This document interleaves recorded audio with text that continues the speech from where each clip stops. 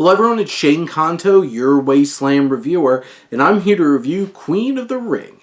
And this is a new biopic from writer-director Ash Alvidson, telling the story of Mildred Burke, the richest female athlete at the time and a true pioneer in the realm of women's professional wrestling.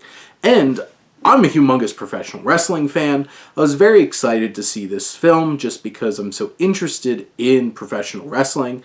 I know a bunch of the professional wrestlers who starred in this film and know a thing or two about some of the actual characters, including the late great Mae Young, who was wrestling well into her 80s doing wild stuff in WWE with her best friend, the Fabulous Moolah. And seeing this film, I was very excited. And I dressed the part. Now, this was for my Oscar party that just wrapped up as I'm recording this, but I do feel like I fit in because I look like a wrestling promoter from the time. And legitimately, I bought this tuxedo because I did a costume for Halloween of Gorilla Monsoon, a famed announcer for WWE. But anyway, to the film. This film is a 2-hour and 20-minute biopic. And let's get right off the bat. There's certain things that it has certain plotting that you expect in a biopic. It has some lamp shading moments where it's just like, oh, I get what they're referencing. And there's also some really moments of overly blunt dialogue because there's a lot of like insider baseball kind of talk that you have to get out front with kayfabe and baby faces and heels and all of those kinds of things when it comes to professional wrestling. And you know, the film does its job to get them out there. There's a couple of love stories that feel a little flabby and maybe could have been tightened up.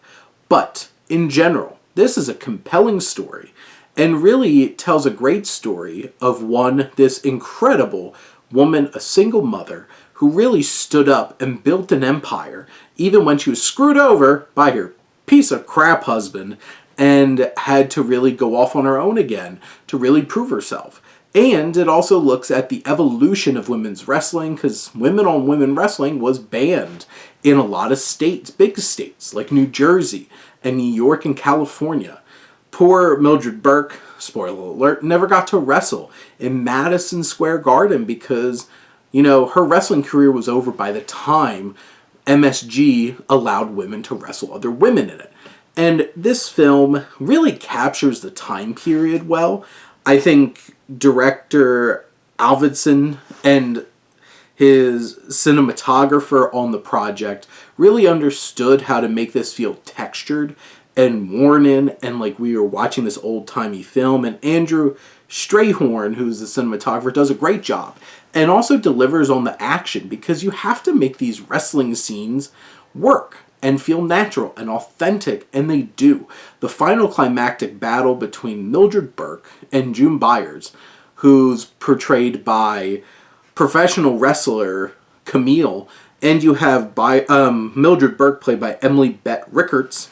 It just delivers the intensity, the thrills, the editing. It all comes together to deliver a monumental climax of this film that really feels like everything up to this point delivered. You have Aaron Gilhuis, who is the composer, really understood the job of capturing like this guitar work in this really like propulsive kind of score that brings emotion but delivers intensity. And there's also some great musical choices that they throw in there to give this film a lot of personality.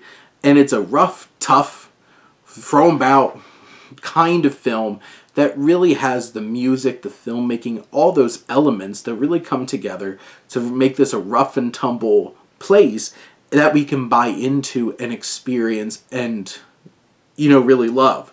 This film tells a great story over the course of years of this woman's rise of power and being checked by it and having to go on her own. It's an inspiring story. And it has a great mosaic of supporting characters as well. But it's the cast. It's Bett Rickards, who brings so much charisma to Mildred Burke, such physicality. You buy her build and her ability to just go toe to toe and just keep delivering, she's incredible. And she's so charismatic and charming, you buy in immediately. Josh Lucas, who plays Billy Wolf, her promoter and husband, is such a piece of shit. And Josh Lucas plays him so perfectly. Like, pitch perfectly. It's to the point where if I need somebody to be a complete and utter jerk in a movie, Josh Lucas has convinced me that he can 100% do it. And you have others like Walton Goggins, who pops up in smaller roles that really delivers. Francesca Eastwood, who played Mae Young, is fantastic. She just has great presence, she has good sense of humor, and she has an intensity. And you just feel for her, you understand her feelings, and she's one of the best supporting performers in the film. You have the likes of Kaylee Farmer, aka Camille, who plays June Byers. You have Cara Buono. You have, well, first off, Deborah Ann Wall of Daredevil fame does such a great job as Gladys Gillum, who is one of the more tragic stories of the film. And you have the likes of like Toni Storm and Naomi from AEW and WWE in some smaller roles here as Claire Mortensen and Ethel Johnson. Just this whole entire cast delivers in terms of what's expected of them. And you have a lot of familiar character actor performers. You have Martin Kove of like Cobra Kai and Karate Kid fame, and James E. Cornette even plays the commissioner of the NWA, who is a really famous wrestling promoter. And everybody delivers performances that really work. This film understands tone and its time period and really capturing an intensity and a spark. You invest in Mildred's story and it drives forward propulsively. This never feels like an over 2-hour film. You are engaged from start to finish. There's clever bits of capturing the time period and storytelling that really pulls you in. Even if you can see some of the, the strings of its low budget, it's something that really works. And I really think that Emily Bett Rickards is a star in the making.